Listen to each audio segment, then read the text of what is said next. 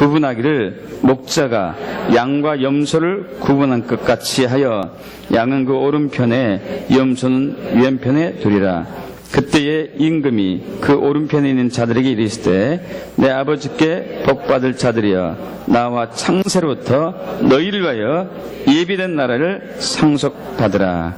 아멘. 요즘 계속 제가 반복되어 말씀했는데요. 여러분, 우리는 종말 중에서 종말에 살고 있습니다. 엔타임 중에서 그 끝이게 살고 있는 것이죠. 어떤 면에서 보면은 이 힘든 시기에 내가 살고 있다니 참 불행한 운명이다 이렇게 생각할 수도 있지만, 그러나 하나님께서 우리에게 준비하신 것의 관점으로는 우리의 큰 은혜요 복입니다. 믿습니까 여러분? 적그리스도가 나타날 수 있는 분위기가 점점 무르익어가고 있습니다. WCC 단체를 비롯한 종교다운주 움직임들이 점진적으로 가시화되고 힘을 얻고 있고, 동성애를 비롯한 악한 문화들, 성문화들이 점점 힘을 얻어가고 있고요. 그리고 저 어둠의 영은 에덴 동산에서 했듯이 계속 하나님 아버지와 그 백성들 사이를 갈라놓고 또 우리 사이를 분열시키고 또 이렇게 하고 있는 것이죠. 분쟁하고 하고 있는 것이죠. 이때 적그리스도는 세계를 통합하는 그 모션을 취하게 될 것입니다.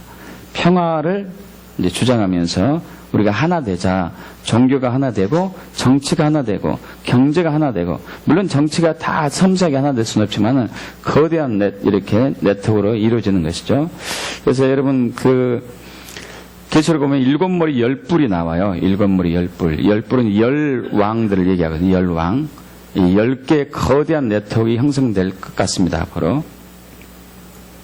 자, 그런데 중요한 것은 그 적그리스도가 나타나고 나면 3년 반이 된 때에, 적그리스도가 7년 대환란에서 3년 반 때에 나타나고, 적그리스도가 또 그가 자신이 하나님이라고 이렇게 이제 거짓되게 세상 사람들에게 숭배를 받을 때 3년 반이 되었을 때 예수님이 재림하십니다.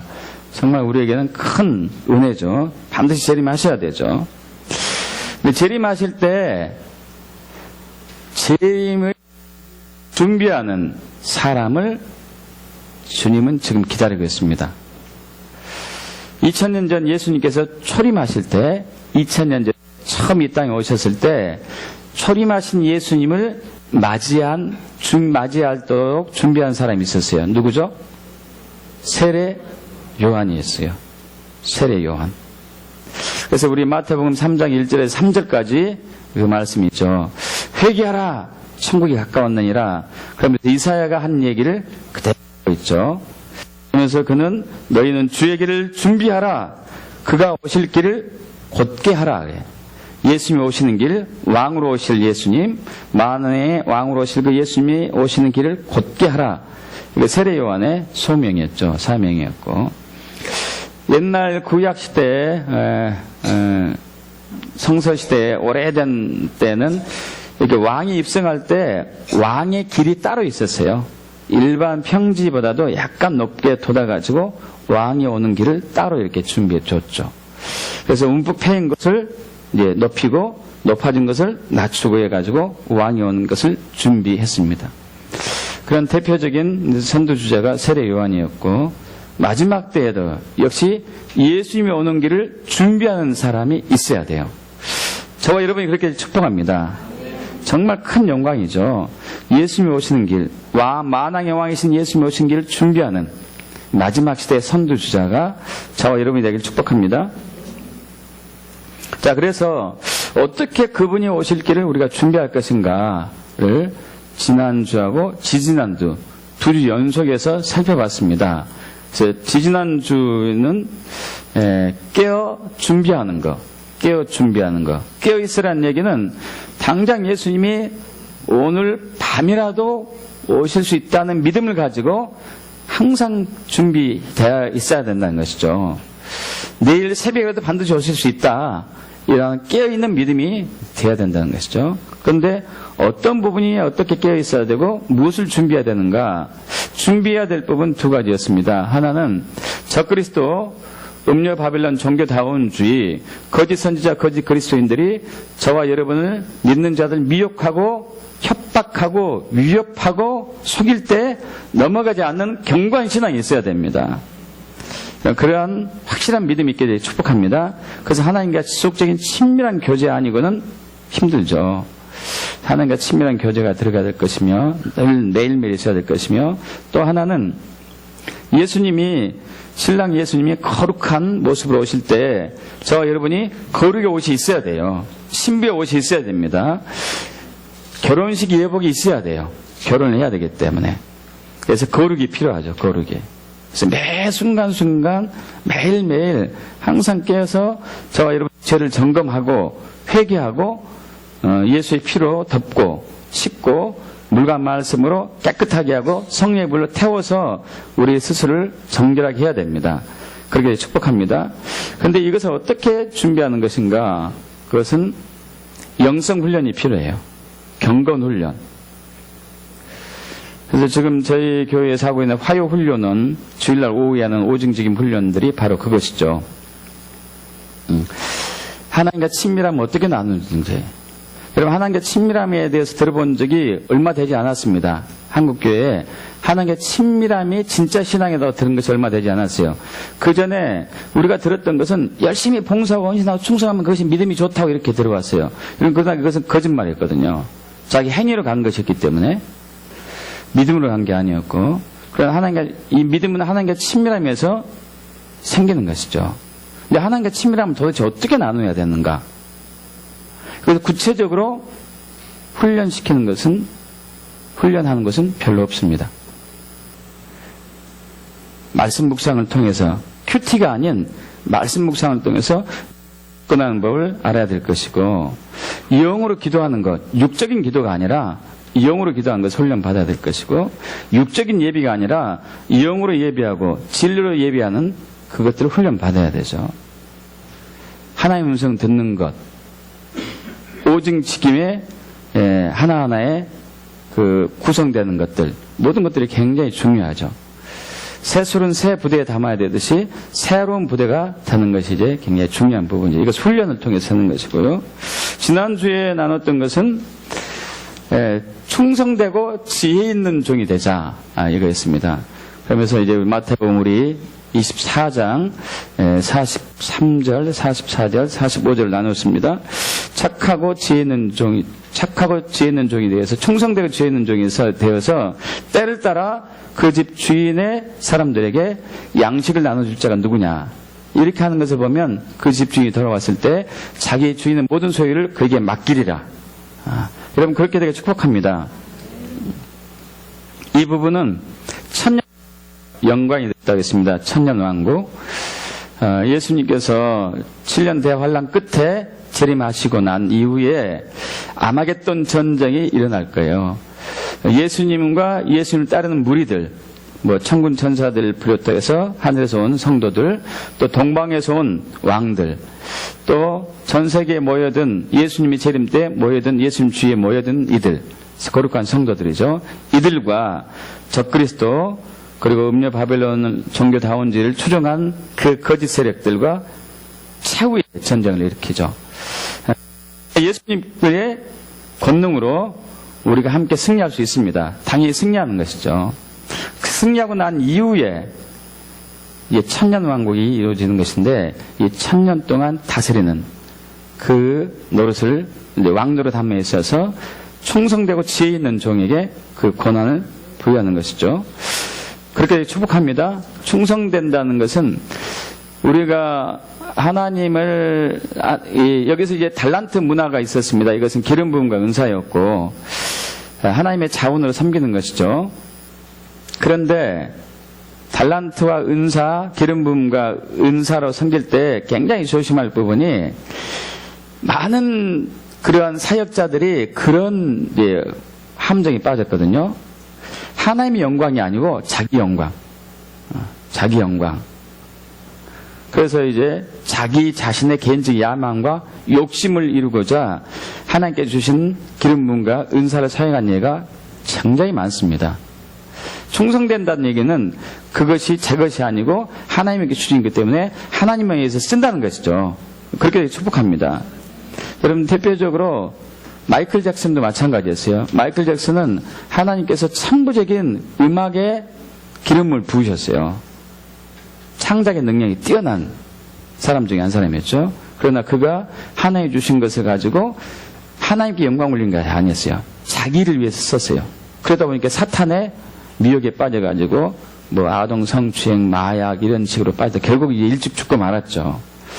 여러분, 또 믿는 사람들 중에 그런 분도 가끔 있습니다. 그래서 우리는 경계해야 될 것이고, 또한 지혜 있게 섬긴다는 것은 어떤 분은 그냥 착각기만 해가지고 무조건 퍼주기도 해요. 열매도 없이. 여러분, 그러면 안 됩니다. 열매를 나타날 수 있도록 리더십을 가지고 지혜롭게 섬겨야 되거든요. 그래서 어떤 열매가 있어야 돼요. 자, 오늘은 이제 우리가 나눌 부분은 양인가 염소인가예요. 내가 양인가 염소인가. 이거 굉장히 중요한 부분입니다. 2주 동안 나눴던 것하고 오늘 나눴던 것은 말세에 있어서 우리가 어떻게 깨어 있어야 되고 무엇을 준비해야 되고 어떻게 준비해야 되고 또 착하고 충성되고 지혜 있는 종, 그리고 양과 염소에서 어떤 부류에 내가 속할지 아주 중요한 부분입니다. 자, 우리 다시 한번 마태복음 25장 31절부터 읽을 텐데요. 1절 합독할까요? 인자가 자기 영광으로 모든 천사와 함께 올 때에 자기 영광의 보호자에 앉으리니. 여러분, 이때는 어떤 때일까요? 어떤 때를 얘기하죠? 예수님이 재림하실 때, 재림할 때입니다. 얼마 남지 않았습니다. 또 32절 33절 합독합니다. 모든 민족을 그 앞에 모으고 각각 구분하기를 목자가 양과 염소를 구분한 같이 하여 양은 그 오른편에 염소는 왼편에 두리라. 이제 가르는 것이죠. 양 부르는 오른쪽으로, 염소는 왼편으로. 그 양은 어떤 사람들이 양인가? 34절 40절입니다. 합독해보죠. 그때의 임금이 그 오른편에 있는 자들에게 이르시되 내 아버지께 복받을 자들이여 나와 창세로부터 너희를 위하여 예비된 날을 상속받으라. 내가 줄일 때에 너희가 먹을 것을 주었고 목마를 때에 마시게 하였고 나그네 되었을 때에 영접하였고 헐벗을 때에 옷을 입혔고 병들었을 때에 돌보았고 옥에 갇혔을 때에 와서 보았느니라. 이에 의인들이 대답하여 이르되 주여 우리가 어느 때에 주께서 줄이신 것을 보고 음식을 대접하였으며 목마르신 보고 마시게 하였나이까? 어느 때에 나그네 되신 것을 보고 영접하였으며 헐벗은 보고 옷 입혔나이까? 어느 때에 병드신 것이나 옥에 갇히신 것을 보고 가서 배웠나이까 하리니 임금이 대답하여 이르되 내가 진실로 너희에게 이르노니 너희가 여기 있는 내 형제 중에 지극히 작은 자 하나에게 한 것이 곧 내게 한 것이니라 하시고. 이게 양이죠.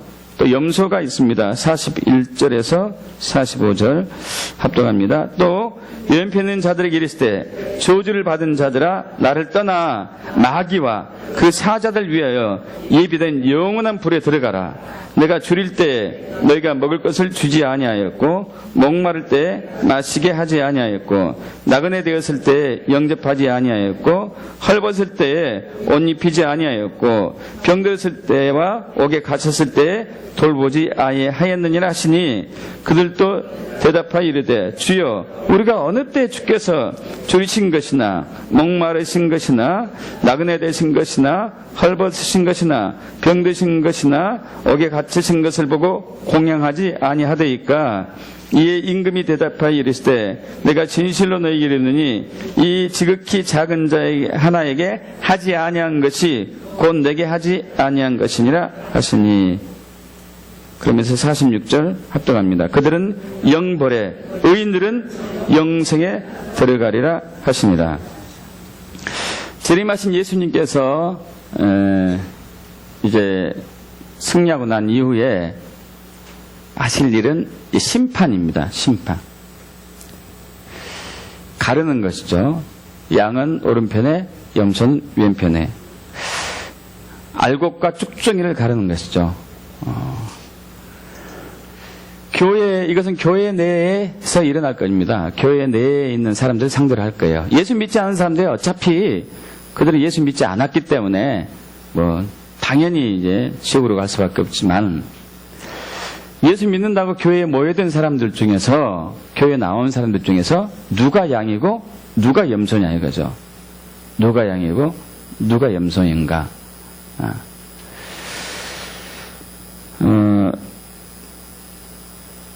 자주 말씀드린 것 중에 하나가 이제 마태복음 우리 13장에서 천국의 비유 7가지 비유 중에서 마지막 7번째 비유가 그물 비유였습니다. 그물.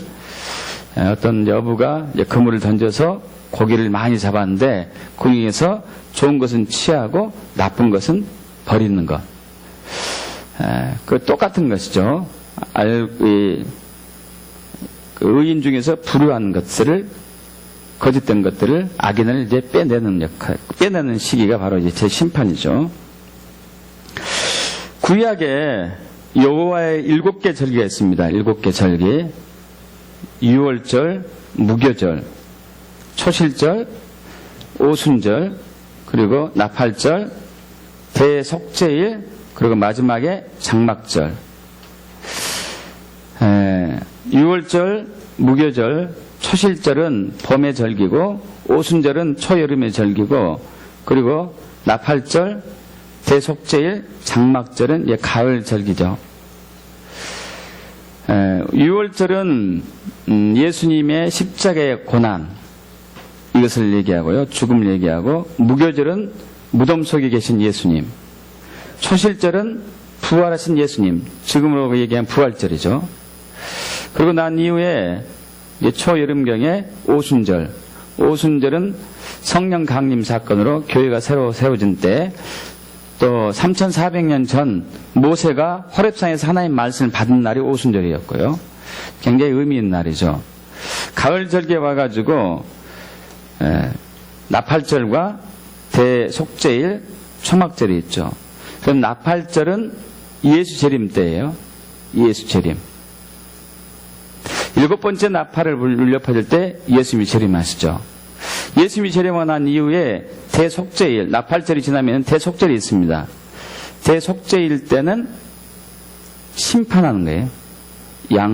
양과 염소를 가르는 거. 대속죄일이 지나면은 마지막에 장막절이 있게 돼요. 이 장막절은 천년 왕국을 의미합니다. 자, 저와 여러분이 양편에 설까요? 염소편에 설까요? 그냥 내가 교회 나와서 세례받고 직분도 있으니까 당연히 양이지 않을까. 우리는 이런 아니라는 생각을 오늘 말씀 보면은 할 수는 없는 것이죠. 열매가 있어야 되니까요. 열매도 선한 열매가 있어야 되기 때문에.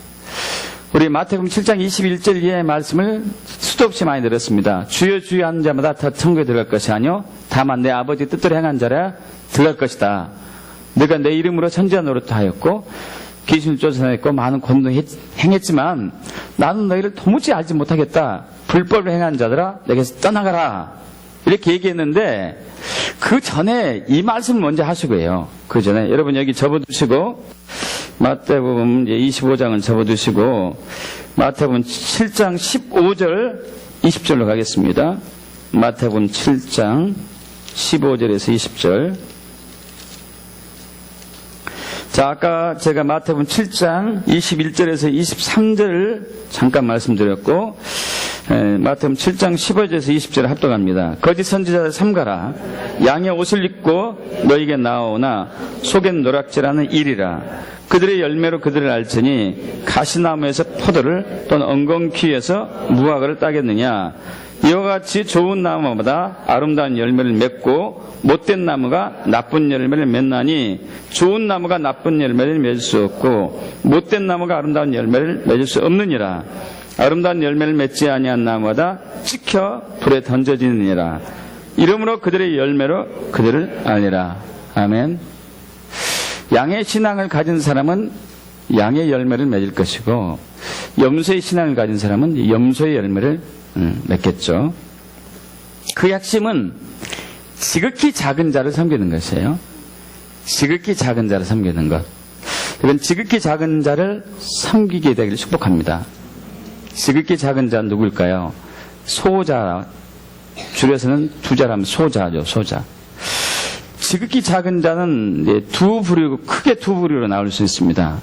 상대적으로 자기보다 연약한 자. 두 번째는 절대적으로 가난한 자. 상대적인 가난과 절대적인 가난이 있어요. 상대적인 가난은 나와 비교했을 때 나보다 경제력이 약한 사람이 있어요.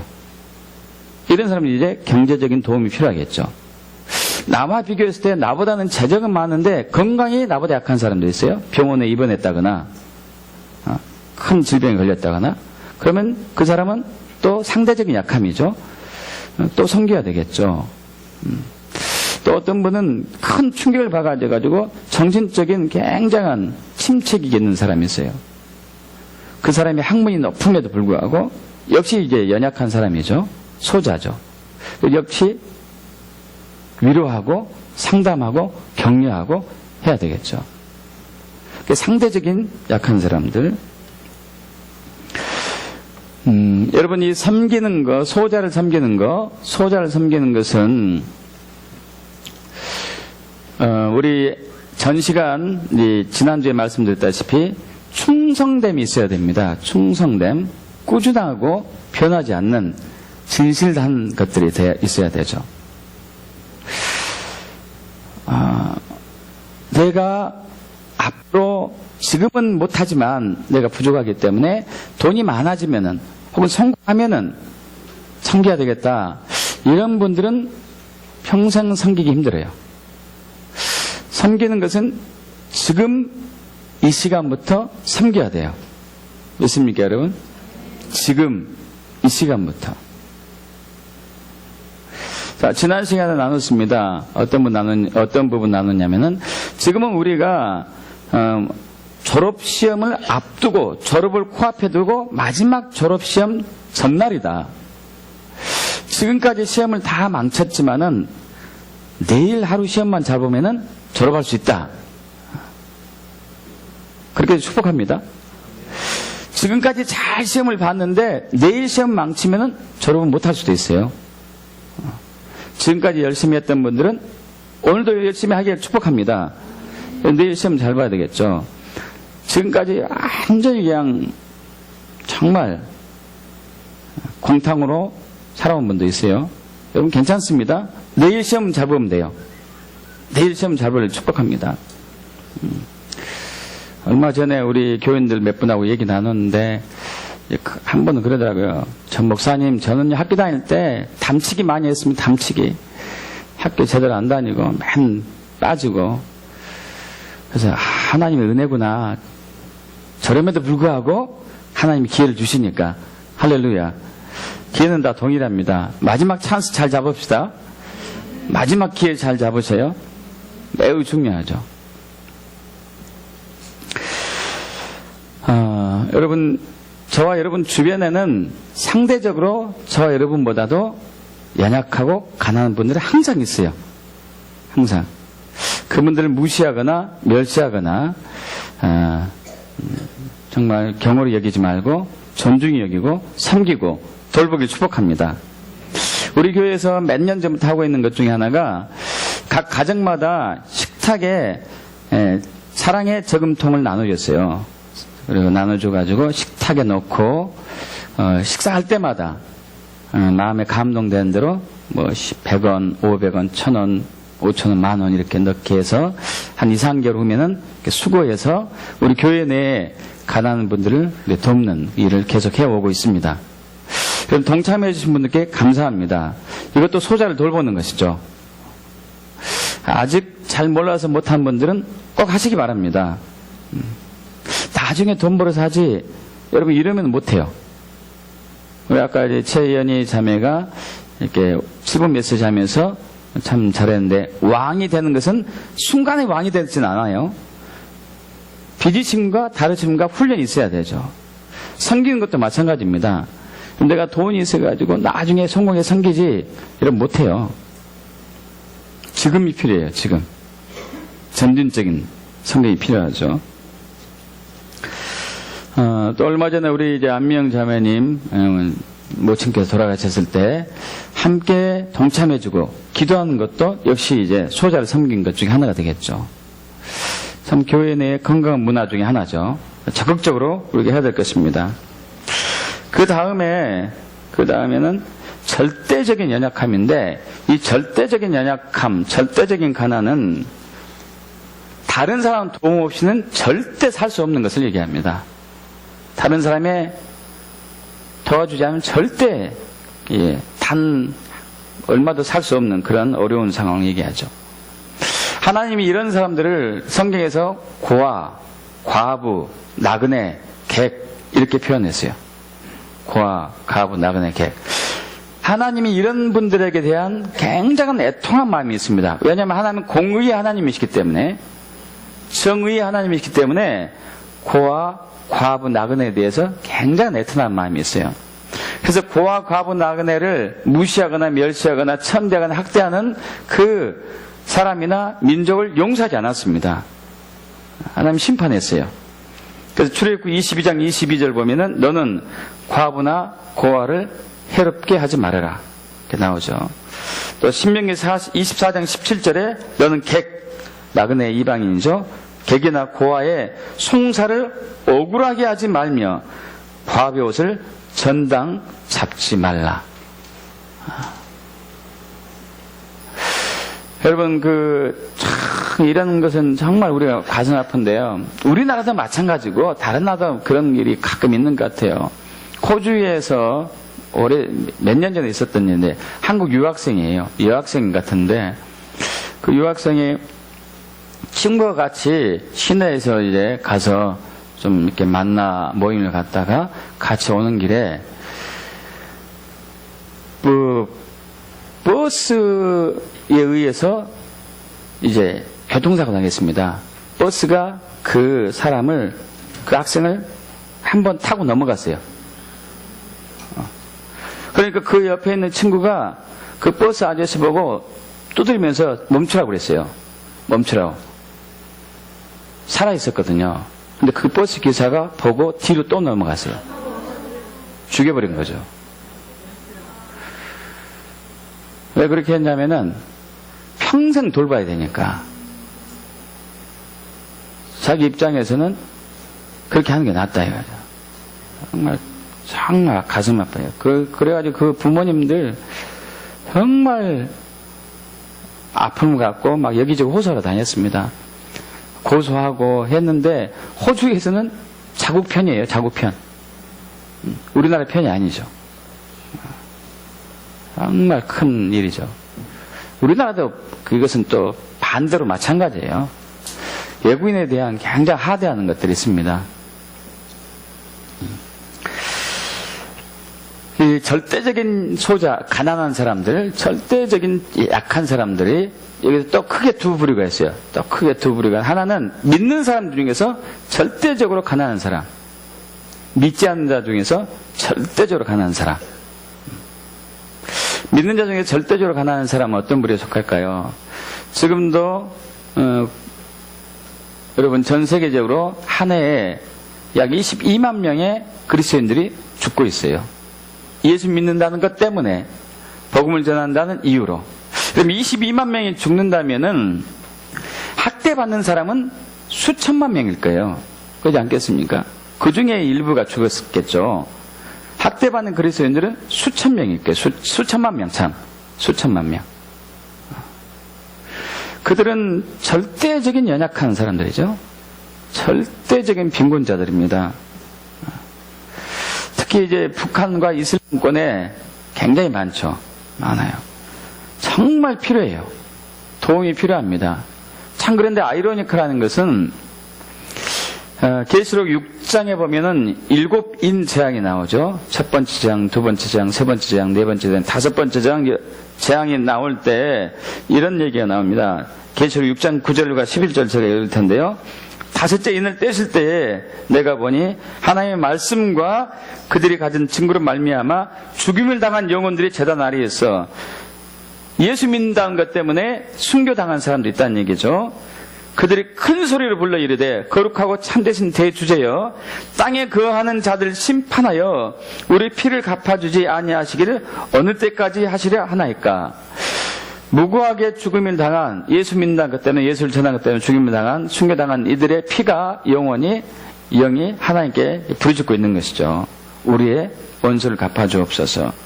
그러자 이제 하나님 말씀하시죠. 11절에 각각 그들에게 흰 두루마기를 주시며 거룩한 옷이겠죠. 이르시되 아직 잠시 동안 쉬되 그들의 동무 종들과 형제들도 자기처럼 죽임을 당하여 구수가 차기까지 하라 하시더라.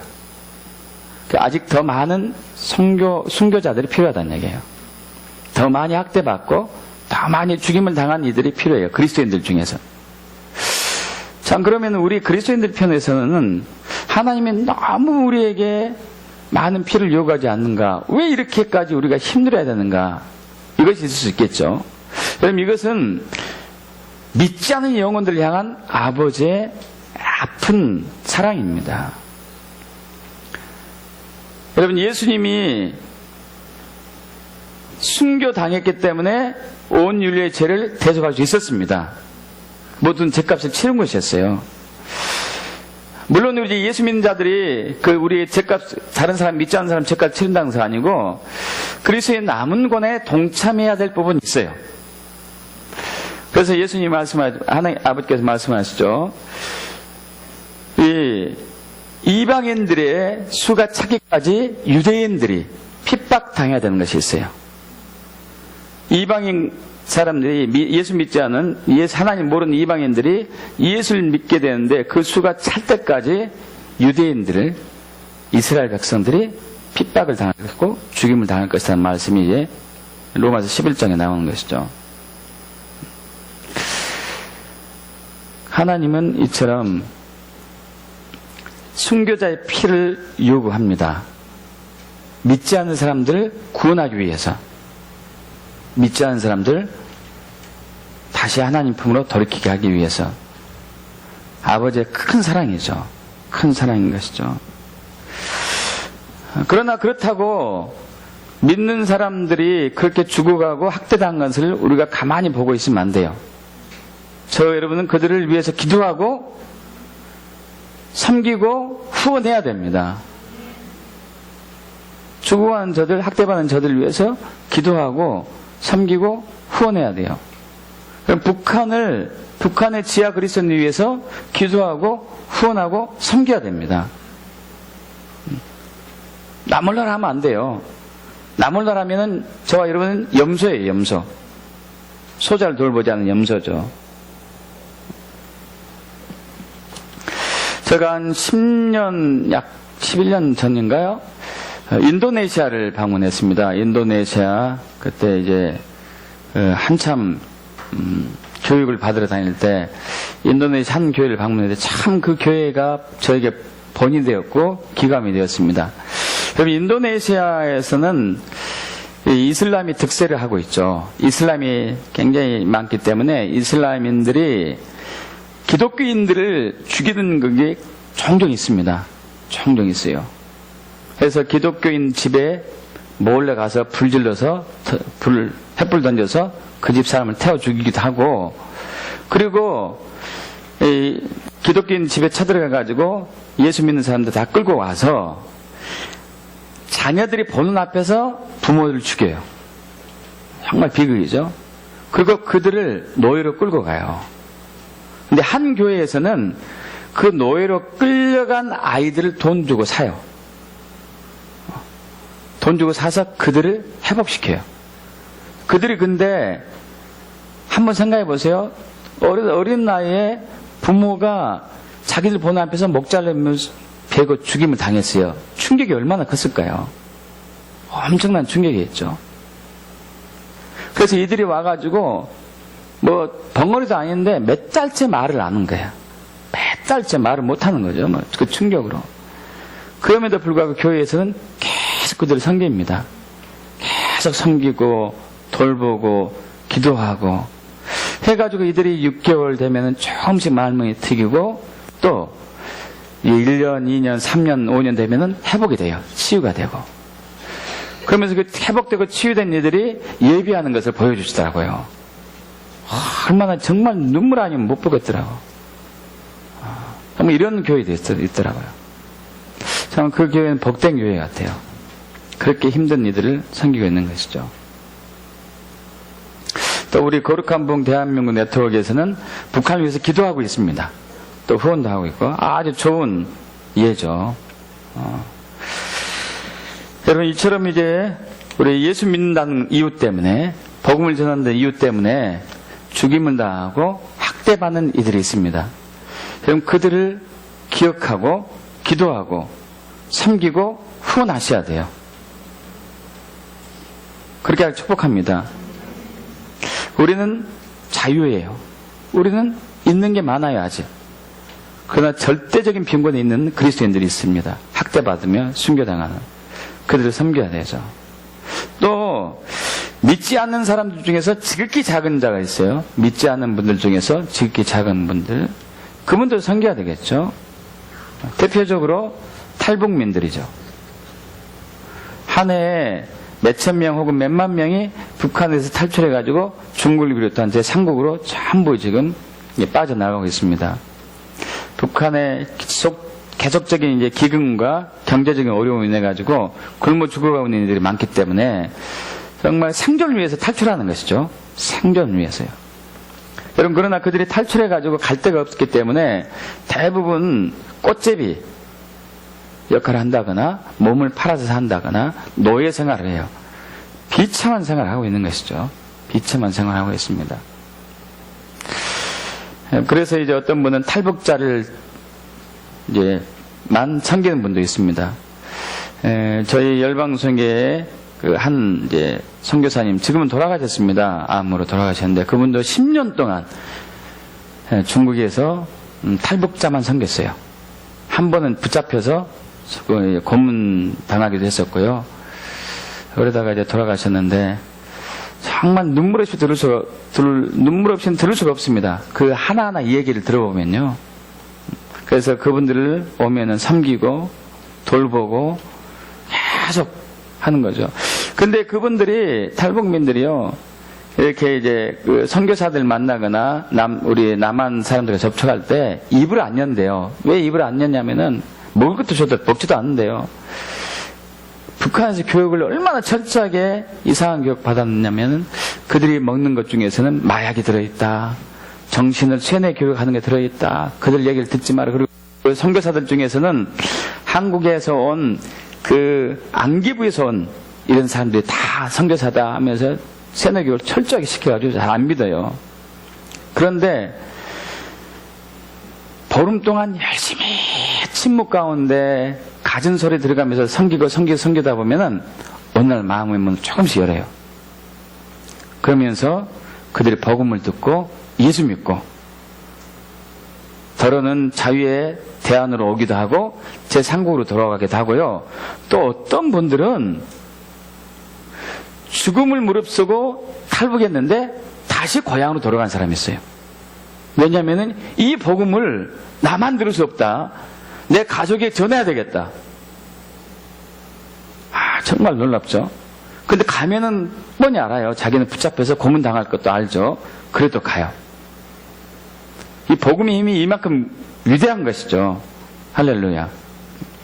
여러분 그들이 지금 한 해에 수천 명, 수만 명 전 세계에 방황하고 있습니다.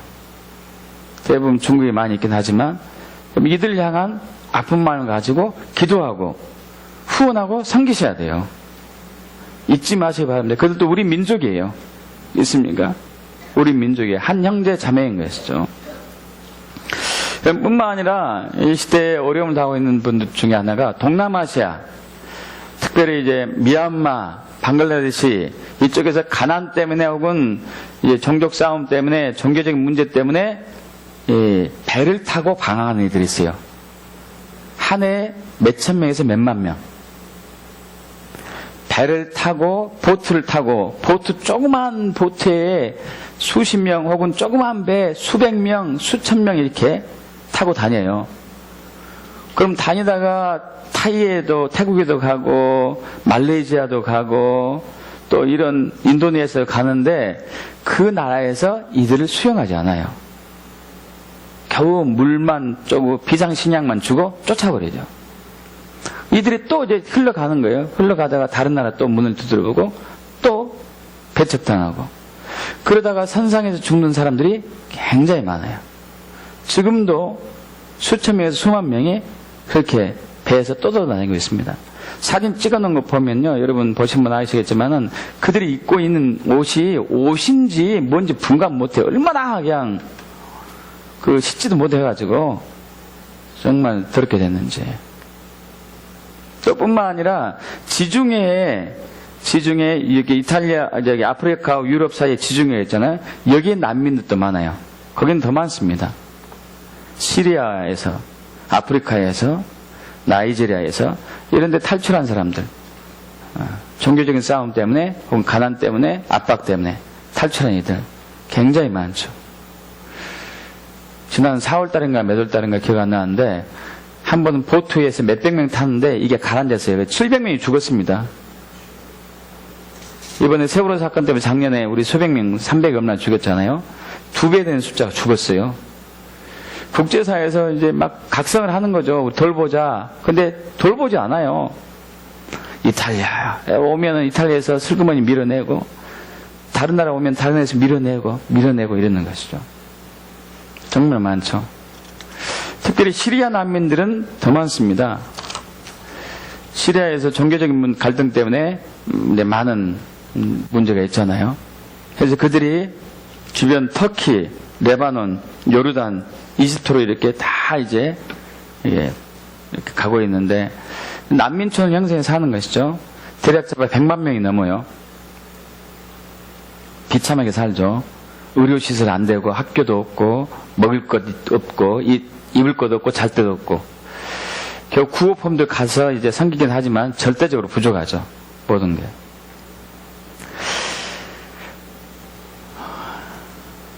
한국은 어떨까요? 한국에도 1994년부터 올해까지 21년 동안 한국에 난민 신청한 사람들이 약 10,000명이에요. 10,000명. 한 해에 한 500명 정도씩 10,000명 정도 신청했습니다. 한국에서 몇 명 받아주는지 아십니까? 10,000명들 신청했는데 491명. 100명 난민 신청하면은 딱 5명만 받아주는 거예요. 나머지는 돌려보내고. 5명 받아줘도 그들이 여기서 살 길이 사실 막막한 상황이죠. 그래서 이런 사람들을 향한 아버지 아픈 마음들이 있습니다. 공의 아버지시고 사랑의 아버지이기 때문에. 이들을 위해서 우리는 기도하고 섬기고 후원해야 돼요. 이것이 바로 양의 신앙을 가진 사람이에요. 믿습니까? 그게 축복합니다. 그러면서 하나님께서 신명기 10장 19절에 이렇게 말씀하시죠. 너희는 나그네를 사랑하라. 이방인 사랑하라. 객을 사랑하라. 전에 너희도 애굽 땅에서 나그네 되었음이니라. 이것은 저희 나라도 해당돼요. 우리도 일제 식민지 동안에 나그네 되었었죠. 여러분 국제시장 영화 보신 분이 계십니까? 국제시장 정말 많은 큰 히트 쳤잖아요. 안 보신 분들은 비디오라도 꼭 보시기 바랍니다. 거기서 명장면 중에 하나가 처음부터 그 장면이 나오는데 흥남철수가 나오죠. 흥남철수. 6.25 전쟁이 터지고 나서 우리가 계속 준비 안 된 상태에서 남침을 당해가지고 낙동강만 전선만 남기고 다 이제 부산만 남기고 함락당했는데 다행히 하나님의 전적 은혜로 유엔이 우리를 이제 한국에 이제 파견대회를 결정해가지고 메가더 장군 인천 상륙작전 유엔이 원조해가지고 우리가 밀고 갔습니다. 거의 백두산까지 다 밀고 갔죠. 근데 그때 중국이 그때는 중공이었죠. 30만 대군을 보내요. 야, 30만 대군은 엄청납니다. 서부전선, 동부전선에 30만 대군을 보내다 보니까 거기서 이제 국군하고 유엔군이 막 쫓겨다녔어요. 밀려 나왔어요. 그러면서 이제 유엔군이 어느 지역에서는 막 10,000명씩 고립되고 이랬습니다. 간신히 포위망을 뚫고 모여든 것이 흥남부두였어요. 흥남부두. 그때가 12월 달. 정말 추운 시기에. 강물이 얼어붙은 시기죠. 그 추운 시기에 유엔군을 포함한 한국군 10만 명, 피난민 10만 명. 근데 그때 배들이 왔는데 그 배들은 사실 군사용 배들이었거든요. 군사용 배들. 그래서 무기와 장비를 싣고 군인들 싣고 이제 피난, 이제 후퇴하는 거죠. 후퇴. 피난민들을 쓸 수가 없어요. 근데 그때 한 한국인 장교가 간곡히 요청해가지고 피난민 10만 명을 태워요. 그래서 기네스북에 오를 정도로 한 배에 그렇게 많이 탄, 몇만 명이 탔으니까요. 몇만 명이. 4만 명이 탔습니다. 아, 그렇습니까? 그렇게 많이 탄 것은 기네스북에 오를 정도로. 여러분, 근데 그때 그 유엔군 장교, 미군 장교가 군에 있었던 모든 그 군수물자를 버렸어야 했어요. 그것이 있는 상태에서는 피난민을 실을 수 없었기 때문에 엄청난 것을 다 버리고 피난민을 실었습니다. 그래서 살아와서 남한으로 놓은 것이죠. 우리는 이런 큰 은혜를 받은 게 있다니까요. 그 분들 중에 그 후손들이 여기 있을 거예요. 들어요. 그렇게 피난 와서 살아서 가까스로 살아남아가지고 하나님 은혜로 이렇게 잘 사는 후손들이 다 저와 여러분 아닙니까? 우리는 그때를 잊지 말아야 되거든요. 그때를.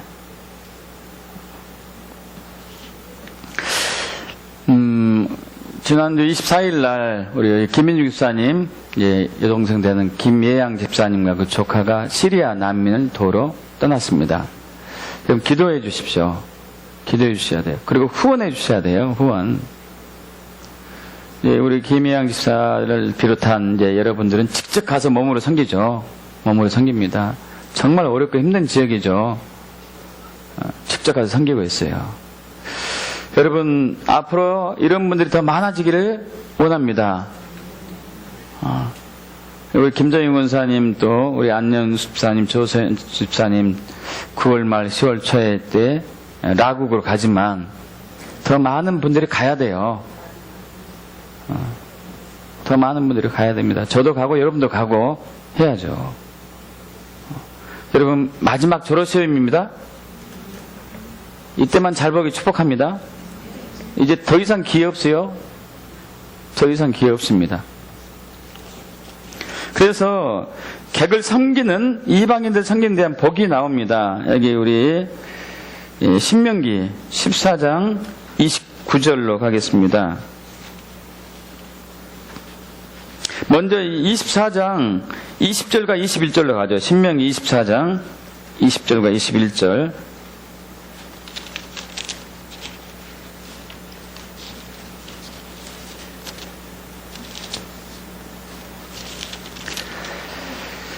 저와 여러분 합독합니다. 구약성경 신명기 24장 20절 21절. 내가 감람나무를 떤 후에 그 가지를 다시 살피지 말고 그 남은 것을 객과 고아와 과부를 위하여 남겨두며 내가 내 포도원의 포도를 딴 후에 그 남은 것을 다시 따지 말고 객과 고아와 과부를 위하여 남겨두라. 우리나라가 특히 이 부분이 인색한 것 같아요. 남 돕는 거. 그래서 이제 다른 나라 경우는 부모가 돌아가실 때 유산을 자녀들에게 다 주지 않고 사회에 환원한 경우가 굉장히 많은데 유독 우리나라는 굉장히 자식이만 집착하면 다 주기도 하죠. 또 산에 가면은 그 밤이나 잣이나 이거 있으면은 다 따옵니다. 악착같이 따온 악착같이 안 떨어진 것도 흔들어가지고 따오고. 그래서 오죽하면 산에 붙여놓습니까? 제발 다람쥐 먹을 것 좀 먹지 마세요.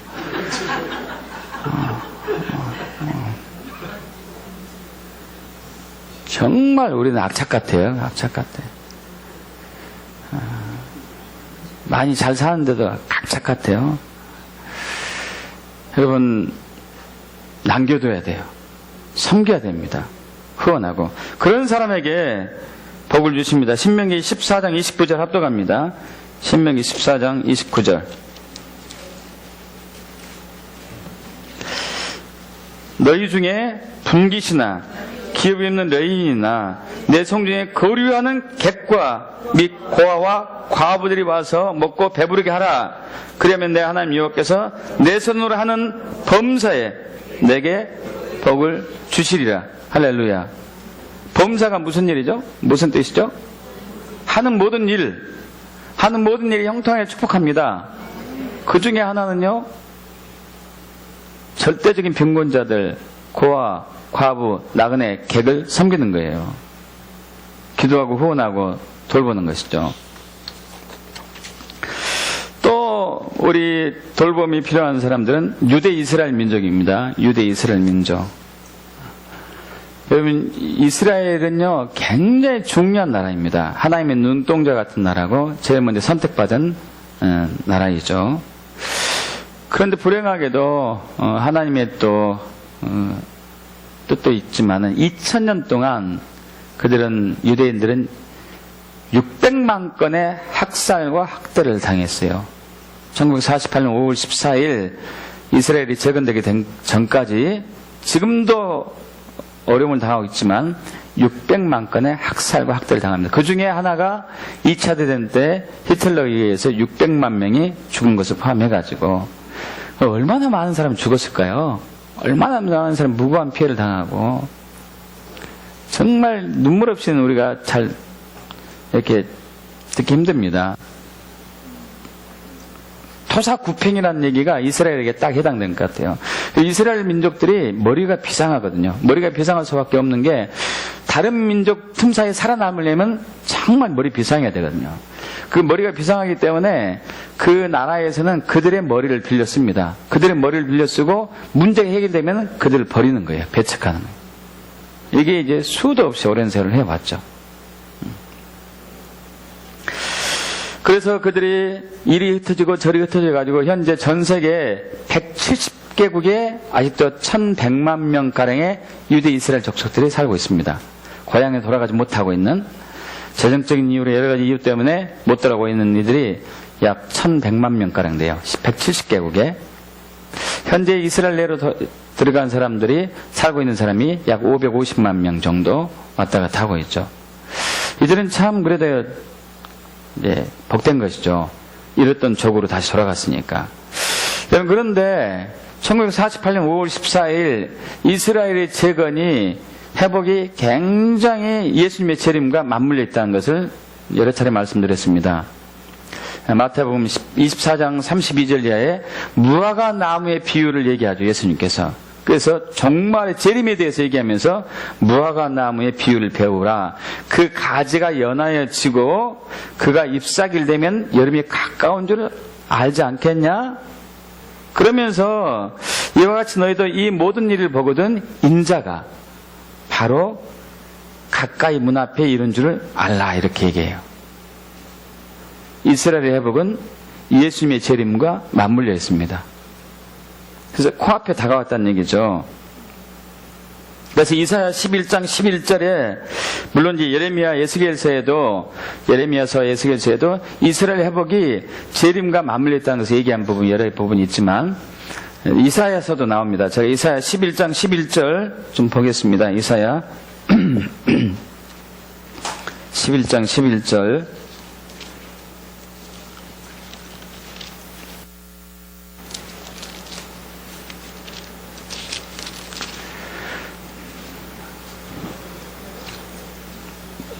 합독합니다. 12절. 그날에 주께서 다시 그의 손을 펴사 그 남은 백성을 아수르와 애굽과 바드로스와 구스와 엘람과 시날과 하맛과 바다 섬들에서 돌아오게 하실 것이라. 여호와께서 열방을 향하여 빛을 세우시고 이스라엘에 쫓긴 자들을 모으시며 땅 사방에서 유다에 흩어진 자들을 모으시리니. 여러분, 이 이사야 선지자는 2700년 전에 남유다, 이스라엘, 북이스라엘은 이 BC 721년에 망했고, 그 시기에 이제 선지자로 남유다에서 활동했던 사람인데, 남유다는 BC 587년 혹은 588년에 멸망당했습니다. 그래서 그들이 이제 다 열국에 흩어졌을 뿐만 아니라 바벨론 포로로 끌려가게 됐죠. 자, 그것을 염두에 두고 지금 이제 예언한 말씀이죠. 예언했습니다. 그날에 주께서 다시 그의 손을 펴가지고 그 남은 백성들을 아수르, 애굽, 바드로스, 구스, 엘람, 시날, 하만 바닷가에서 다 돌아올 것이다. 여러분, 그 날은 사실 이제 재림을 얘기하고 있는데, 어떤 분이 이렇게 해석하는 사람이 있어요. 바벨론에서 포로로 끌려갔다가 다시 돌아오는 때를 얘기하고 있는데, 그것이 아니고 영어 성경은 정확히 표현되고 있어요. 그 날에 주께서 다시, 이 다시라는 것을 어떻게 표현하면 again이라고 해놓고 the second time이래요. the second time. 그러니까 첫 번째 이스라엘 백성들이 열방에 흩어졌다가 다시 돌아온 때가 바벨론에서 포로로 끌려갔다가 다시 돌아온 때를 얘기하고, 여기서 명확하게 영어 성경은 그렇게 돼 있어요. second time. 두 번째 타임은 언제일까요?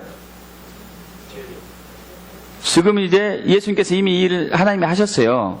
열국에 흩어졌던 이스라엘 백성들을 고향 땅에 돌아가게 하셨습니다. 그날이 이제 재림을 얘기해야죠.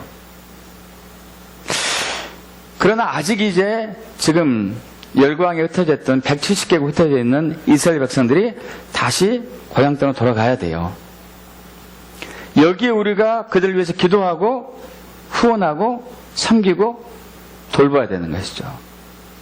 그들을 위해서. 왜냐하면 예수의 재림과 아주 직결되어 있기 때문에 그들이 회복돼야 되고,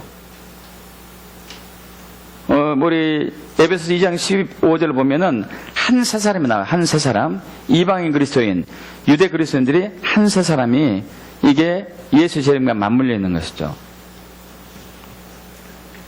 자, 그러면서 우리 지난주에 또 어떤 말씀 또 나눴냐면은, 계시록 16장 21절에서 12절에서 여러분 기억나실 거예요. 또 여섯째 천사가 그 큰 대접을 큰 강 유브라데의 소돔에 강물이 말라서 동방에서 오는 왕의 길들이 예비되었더라. 여러분 기억나십니까? 이 동방은 어디 나라고 그랬죠? 한국, 중국, 일본. 하나만 꼽는다면은 한국. 복된 나라에 살고 있습니다. 동방에서 오는 왕의 길들이 예비되는데 큰 강 유브라데 강이 말랐어요. 여기 유브라데 강은 굉장히 중요한 강이죠. 성서적으로 에덴 동산에서 나온 강이기도 하고, 티그리스 강, 유브라데스 강, 유브라데 강. 이 강들은 메소포타미아 문명의 발상지가 되죠. 물론 이제 유브라데 강이 큰 강은 아닙니다만은, 그러나 거기가 사철 물이 이렇게 풍족해가지고 그 주변에 이라크죠. 이라크 주민들이 굉장히 풍족하게 잘 먹고 살고 있습니다. 이로 인해서. 근데 여러분 2009년도 7월 15일 조선닷컴에 나온 기사 내용이에요. 이 강이 절반이 말랐어요. 절반이. 여러분, 우리 얼마 전에 한국에 이제 가뭄 때문에 가지고 강들이 막 말라붙은 거 나왔어요. 그리고 배들이 이제 정박해 있고, 아시죠? 이 무 위에 땅으로 노출되어 있고, 물이 얼마 보이지 않고, 바닥에 쩍쩍 갈라져 있고, 그 기사가 나왔어요. 신기하죠? 큰 강 유브라데 강이 말랐어요. 동방에서 오는 왕의 길들이 예비되었어요. 절반이 말랐어요. 절반만 마르면 될 것 같아요. 점점 말라가고 있는. 그 말라가고 있는 원인이 지속된 가뭄이기도 하지만은 그 유브라데 강 그 상류에 있는 해당한 터키하고 시리아가 댐을 만들어 가지고 물을 저장하기 시작하니까 강물이 또 안 내려가는 거예요, 이게. 그러니까 더 마른 거죠. 제가 이 말씀드리면 재림이 얼마 남지 않았다는 것을 말씀드리려고 해요. 근데 그렇게 얘기해도 잘 믿지 않는 분도 있다. 그런가 보다. 이런 사람도 있어요. 그래서 하나님이 지난주에 어떤 분에게 꿈을 주셨어요. 그 전에 이 얘기를 하기 전에 여러분 유대 이스라엘을 섬겨야 돼요. 그들이 고향 땅에 돌아갈 수 있도록 돕고 고향 땅에 돌아간 그들이 예수 믿을 수 있도록 섬기고 기도하고 해야 돼요. 우리나라에서 대표적으로 하고 있는 단체가 저번에 말씀드린 키비 단체니 키비. 돌아가신 하영조 목사님이 세웠던 단체죠. 오늘의 교회. 참 귀한 일 하고 있습니다. 정말 귀한 일 하고 있어요.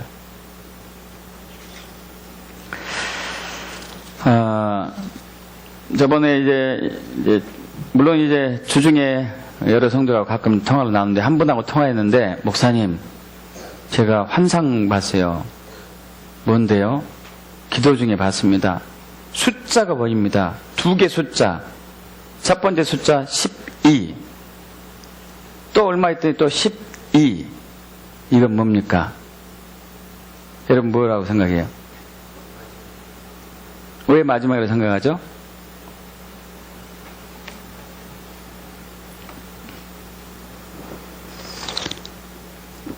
그래서 뭡니까 하는데 이제 막 기도하면서 왔는데 지어주시더라고요. 12월 달 마지막 달 12시 마지막 두 번이나 보였어요. 두 번이나 보였다면 뭐예요? 반드시 곧. 그러면서 그분이 그러는 거예요. 아 목사님 나한테 한 얘기 같은데 하나님께서 내가 깨어있지 않았더니 나한테 한 얘기 했다고. 아닙니다. 성도님께 한 얘기가 아니고 우리 교회에 한 얘기고 말씀이고 이 시대의 그리스도인들에게 한 얘기입니다. 지금 우리는 12시 정각 이 시대에 살고 있어요. 믿습니까 여러분? 그래서 하나님께 감사했어요. 일부는 하도 믿지 않으니까 하나님께서 우리 교인들의 꿈을 통해서 보여주시구나. 내일이 졸업시험입니다. 오늘만 잘 버티세요. 오늘만 잘 버티길 축복합니다. 그래서 소자를 섬기는 양이 되게 축복합니다. 소자를 섬기는 양이 돼야 돼요. 자, 여러분 양이냐 염소냐? 양과 염소의 차이점은 뭘까요? 양과 염소의 차이점이 뭐죠? 어떤 차이점입니까? 차이점이 아닌 것은 둘 다 흰색이 주로 많고, 그죠? 뿔도 있고, 뭐 이런 것인데, 멀리서 보면 잘 모르고, 양이냐, 염소냐? 여러분, 큰 차이점은 뭐냐면요. 염소는요, 양과 다른 게, 양은 순해요. 도살장에 끌려가는 양이 별로 소리 지르지 않습니다. 그냥 누이면은 그냥 눕히면 당하는 거예요. 저항하지 않고. 염소는 그러지 않아요. 염소는 들이받는 성질이 있어요. 들이받아요. 저와 여러분 안에는 이 염소의 기질이 굉장히 많아요. 들이받는 기질이. 성경은 아내가 남편에게 순종하라고 얘기하죠.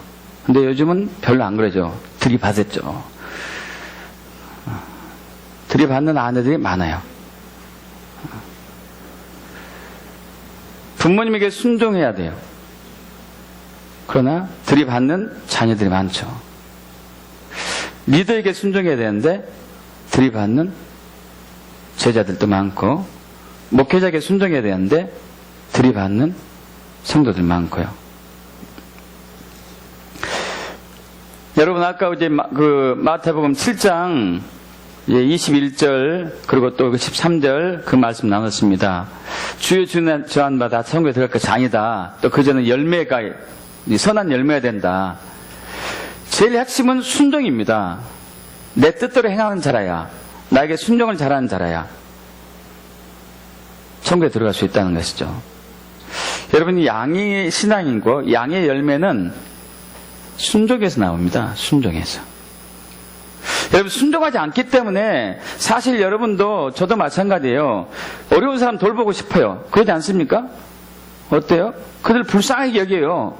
불쌍하게 여기고 저 사람들 입었으면은 먹을 거 있었으면 좋을 텐데 근데 말뿐이에요. 말뿐. 생각하고 말뿐이죠.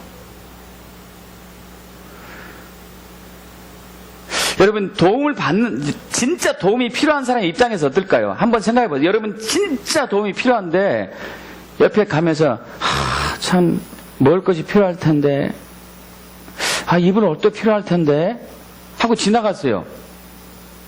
그 사람은 어떤 마음 품을까요? 여러분들이 진짜 내가 진짜 당장 지금 1,000원짜리 한 장도 없고 겨울인데 여름 옷을 입고 있고 먹을 것이 하나도 없어요. 근데 지나가면서 참 뭐 좀 드셔야 할 텐데 어떡한데요? 하고 지나갔어요. 차라리 말을 하지 말지. 도와주지 않으면은 말이나 하지 말지 말만 하고 지나간 거예요. 열불 나겠죠. 열불 나요.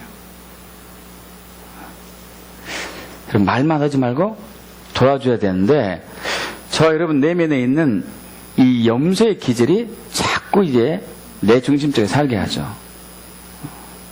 염소의 기질이 저에게 축복합니다. 들이받는 기질이 있다니까요. 들이대는 기질. 내 뜻대로 살고, 내 마음대로 살고, 내 방식대로 살고, 내 고집대로 살고. 그래서 우리에게 비지침이 필요하죠. 비지침이 필요합니다. 순종은 비지침이 있어야 돼요. 저와 여러분이 알고 있는 순종은 진짜 순종 아니에요. 예수님도 고난을 통해서 순종을 배워서 온전하게 되었다고 히브리서 5장 8절에 얘기하고 있잖아요. 고난을 통해서 순종을 배워서 온전하게 되어서 우리 모든 자의 구원이 되셨다고요. 저 여러분은 고난을 통해서 순종을 배운 적 없어요. 그냥 우리가 알고 있는 그 지식의 순종을 가지고 순종한다고 그래요. 이건 순종한 게 아니거든요. 순종을 배울 축복합니다. 여러분 안에 있는 염소의 기질이 없어지기 축복합니다. 주님과 친밀한 사랑의 교제도 필요하고요. 친밀한 사랑의 교제 필요합니다. 여러분 지금은 종말 중에 종말입니다. 12시 정각이에요. 12시 정각. 시간이 12시 정각을 가리키고 있습니다. 이때만 잘 견디면 돼요. 잘 버티면은.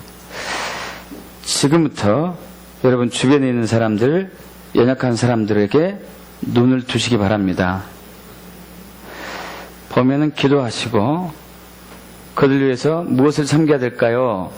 주님께 여쭤보시고 실질적으로 섬겨주시고. 여러분 많이 섬겨야지만이 지혜도 섬겨요. 지혜도. 저도 섬기는 것을 굉장히 좋아했는데요. 지혜가 있어야 되겠더라고요. 저번에 한번 말씀드렸잖아요. 제가 약국할 때 한 사람을 10년에서 15년 정확히 기억 안 나는데 오랫동안 섬겼어요. 매달 후원했어요. 매달. 그 사람이 애매한 사람이었습니다. 기독교도 아니고 불교도 아니고 애매한 사람이었어요. 애매한 사람. 그러면서 아는 것은 되게 많아요. 자존심도 되게 세고. 그래서 그렇게 오래 섬기다가 보니까 열매가 없더라고요. 그래서 중단하겠다고 얘기했거든요. 그랬더니 저한테 욕하더라고요. 와, 10몇 년을 그냥 섬겼는데, 자, 그때 이제 깨달았죠. 지혜 있게 섬겨야 됐구나. 지혜 있게 섬겨야 됐구나. 이 밀당을 잘해야 되겠네, 밀당을. 지혜도 필요하죠. 충성되고 지혜 있는 종이 되라는 얘기가 이런 됐구나. 저는 충성만 했지, 지혜는 별로 없었어요. 지혜. 그래서 저는 그 목적이 그랬죠. 예수 믿게 하려고. 근데 교묘하게 빠져나가더만요. 교묘하게. 그 10년 넘게 울고 먹더라고요. 와. 무슨 말씀 드리려고 하냐면은, 섬기는 것이 쉽지 않다는 얘기예요. 그래서 섬겨봐야지 좌충우돌 하면서 지혜가 생겨드네. 이해가십니까? 내가 어느 날, 돈 좀 벌어서 여유가 되면 그때 섬겨야지. 여러분, 그때 섬길 때는 늦었고요. 섬겨도 어떻게 섬길지도 몰라요. 지금 있는 것에서 조금이라도 내가 섬기고 돌보고 기도하고 후원하면서 섬기는 것을 알아가고, 섬기는 것이 얼마나 어렵고 하나님만 의지하지 않는다면 섬기지 못하는 것을 알게 돼요. 믿습니까, 여러분? 엔타임 중에 엔타임입니다. 섬깁시다. 그래서 열매 맺게 축복합니다. 우리 양무리 속에서 만납시다. 양무리 속에서. 염소 쪽에 가지 않게 축복합니다. 기도하겠습니다. 아버지 하나님,